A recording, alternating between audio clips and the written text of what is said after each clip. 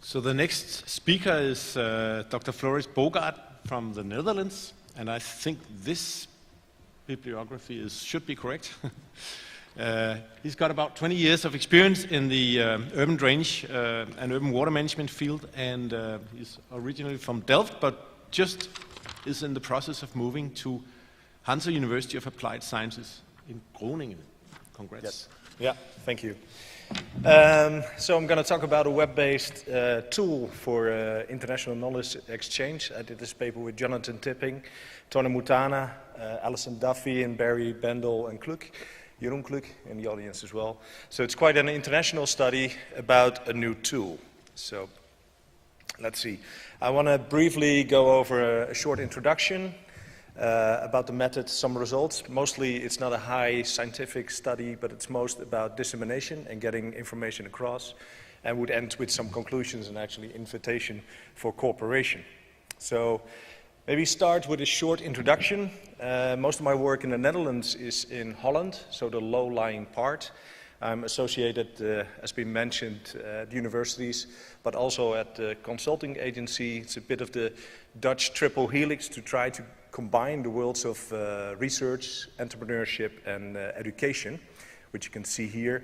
And most of the places, like Delft, just been mentioned as well, and other places are below sea level, as you probably know. And why am I showing this? Because most of the international knowledge exchange about SUDS is in these regions, because it's a bit of a worst case scenario for infiltration, for example. So it has very high groundwater tables, it has very low permeable soil, and that's a bit of the aim of the study, to exchange knowledge on that part. So, and of course there's a lot of knowledge on this. There are more than 1,001 SUDS, so to say, in these regions, but all around the world in these kind of places. And of course there are a lot of questions about it. And we tend to answer those questions or get the knowledge across with books, which are probably not the most best tool actually to exchange these knowledge. So of course we have different tools, but as you can see here, there's some books, and maybe especially because the target group was young professionals. Aren't we all young professionals, of course, in this room? So basically it's a big target group, but basically for young professionals we tend to get to other tools which are more interactive, and of course we want to go more international. So some of the tools in the session this morning already been mentioned, like serious gaming, augmented reality. We could do it on a lot of different ways. In this case, there are a lot of examples, but I want to focus on a web-based tool, which is the climate scan. So, and of course there are a lot of websites. You might, of course, know them, especially in the Netherlands as well. So why would we focus on a new actually website? Well, it's linked to a lot of websites, but now it's more on the international part, and it's more on the interactive side. So links with social media, so to say. So, and we did a bit of a survey, or semi-scientific interview, you could say, semi-structured, to have more input on the functionalities that a web-based international interactive tool should have. And most of the things that have been mentioned were more do-it-yourself, so manage your own projects on this web tool, be able to manage categories or upload your material yourself. Of course free, so no registration cost, but also to have free photo and film material which you can use for your projects or any function that whatsoever.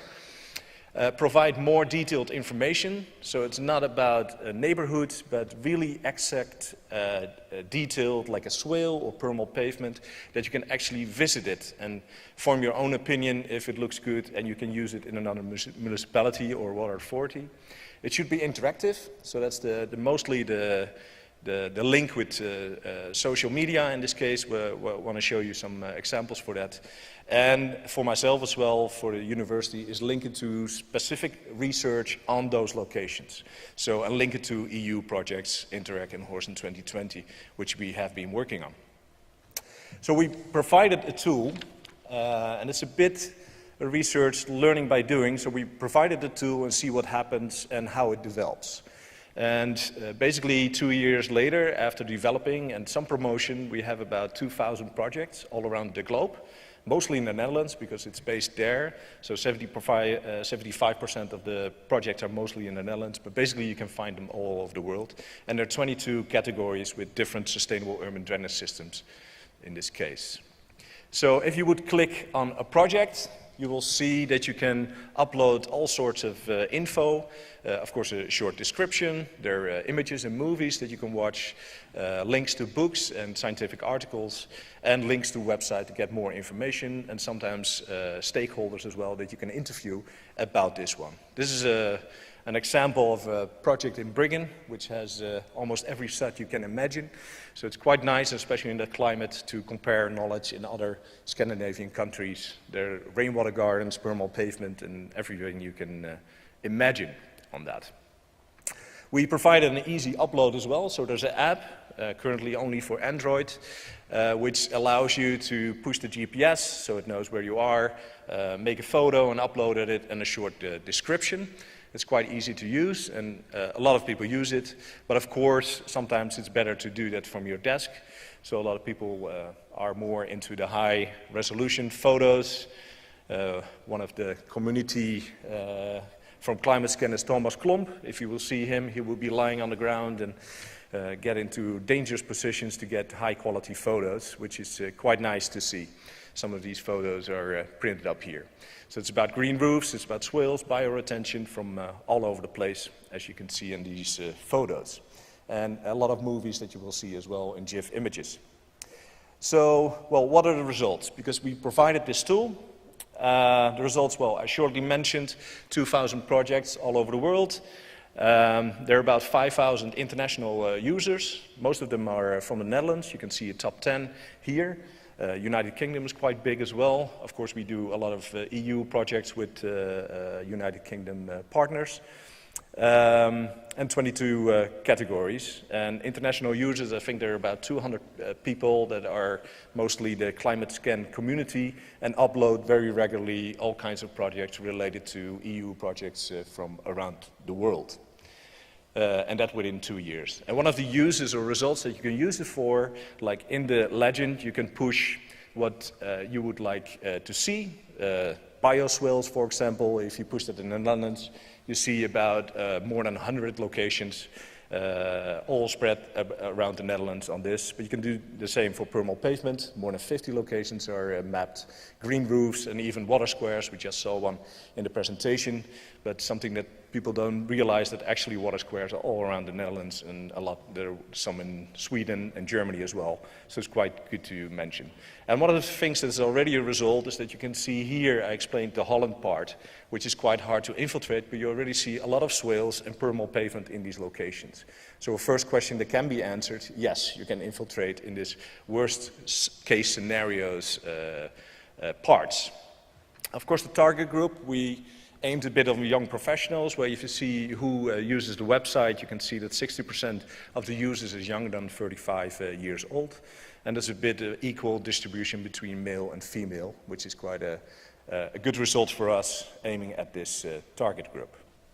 So, well, where do we use it for, or where has been used? Well, semi-structured interviews. One of them is, for example, for field trips. Probably you as well get asked, can you give me a field trip around Amsterdam, where I live? For me, it's quite easy to send them the link of Climate Scan and ask them, what would you find interesting? And then come back to me, and I will define the route and tell you something about it.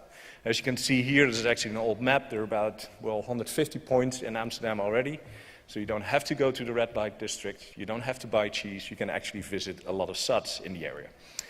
And this is for the wetlands. This was from Wetpool, for example. There are about, I think, 20 wetlands, and have been visited from Denmark, Australia, UK, Sweden. So it's quite a good first roundup to see what you find interesting.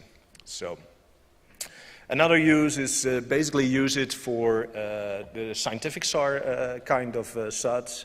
I do a lot of full-scale testing which is a lot of fun. I flood streets or swales or water squares and then get on social media and spread the word about it and link it to ClimateScan so you can get more information about the publications that I have been using. So these are two of those that have been spread. If you want to know more about permal pavement, on Friday I will give a short lecture about full-scale floodings of permal pavement around the Netherlands in the worst-case scenarios. Which has been found, which is quite nice, is some innovative SUDs that could be because of the design, but also because of the maintenance. I think the one on the left side is quite nice. They do maintenance on swales with sheep, so very sustainable, quite good location to visit if you would like it. And of course a link with a lot of EU projects like Interact project, Sponge Cities, water governance in excess, so a lot of projects that have been mentioned here. Quite a nice one as well, because when you upload pictures, some people upload vintage SUD photos. The first SUDs in the Netherlands are 20 years ago, so you can find photos of that, but also recent pictures of 2017, and then you can compare it. Of course, linking into that you can see that the SUDs are quite sustainable and are around for a lot of years. And there were a lot of reactions on this, which is quite nice. Now we have a vintage SUDs challenge, so to say. You can see that pictures from all around the world, Scotland, but even Germany as well. There's a speech from Harold Sommer as well about vintage SUDs that you can see. And a lot of this time-lapse photos, how it develops, and proof that actually they can be sustainable and still in use. So, of course, it's nice to see as well, to see what people will find on ClimateScan that's been monitored. Two of those are listed here. Some are very simple. And I think simple, keep it simple is quite a message that you could see and get a lot of information from. And these are all around the Netherlands that you could visit. So then, of course, there are multiple functions that have been used. Just want to mention the last ones.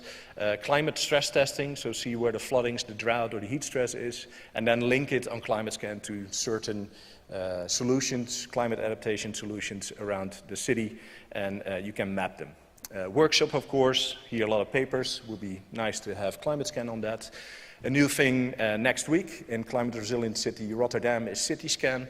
About 100 students from, in this case, Poland, Gdansk, Rotterdam and Groningen will map the whole city in one day on ClimateScan. So every water square or every green roof they will scan in this name and also do measurements on heat stress and floodings and everywhere. And the last one is a quiz. As you can see here in the right bottom, there are 4 water squares, and you can then guess which water square is not in Holland, for example. And it has a lot of interaction on this one. So just to be briefly on the conclusions so far, 2,000 projects, more than 5,000 users, probably expected in the next year to double. The most impact was actually the social media interaction on Twitter mostly. Most appreciated that it's free, open source, welcome to use for all of you in your projects. You can manage your own projects, so that's quite a strong point, but as well a threat, because there is no clear coordination now, because it's basically learning by doing, providing it and see how it develops, to see what we can learn from that. And of course, internationally, it's very different how people would fill in the format. So that's something we are going to work about. Most used on workshops, international field visits, EU projects, of course, on the work packages, literature and dissemination, but also contests like the vintage SUDs and benchmark between countries. The next steps will be to update it. There's going to be an app on the iPhone as well. We're going to analyze all the data. We saw some short analyzing of that on the most viewed projects and who's looking at that, how can we develop that or get that across the countries. There's going to be a ClimateScan community, so feel free to register online so you get the emails about new papers or case studies. And there's going to be a lot of new international projects that are being set up on the work package dissemination that this is being used. So you can have a crossover on Interact or Horizon 20 projects. So, and we're welcome to any suggestions or cooperations. Here are my details, or register or follow us on ClimateScan for that matter. This is what I wanted to say, so thank you very much.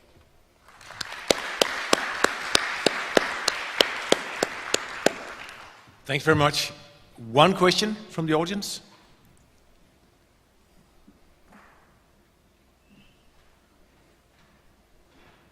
was a very interesting talk. I have a question concerning those people taking pictures and videos. So how did you get people to do this? What's their motivation, especially for this guy taking really high-resolution pictures? Is it a hobby photographer who got involved, or how did that happen? Yeah. There are various people. I think the one you saw, Thomas Klomp, is a photographer that likes to be involved with this. There are a few of really taking high-resolution photos and everything, but most of them are related to EU projects that already have pictures. For example, vintage suds would be a very good example of that, and upload this for sharing and basically international knowledge exchange on a wide level. Okay, so it's not really public taking pictures, it's more other researchers, or? Yeah, it depends. Actually, well, it's a short presentation, but there's a lot of public taking pictures as well. One of the categories is problems in the urban dense area, which is quite interesting as well. Red dots around the city. So those would be people that actually have damage from water, and they uploaded it as well. So that's one category as well, and the other is mostly getting the message across on nice pictures from mostly project related. Yeah. Thanks. Okay, thanks very much.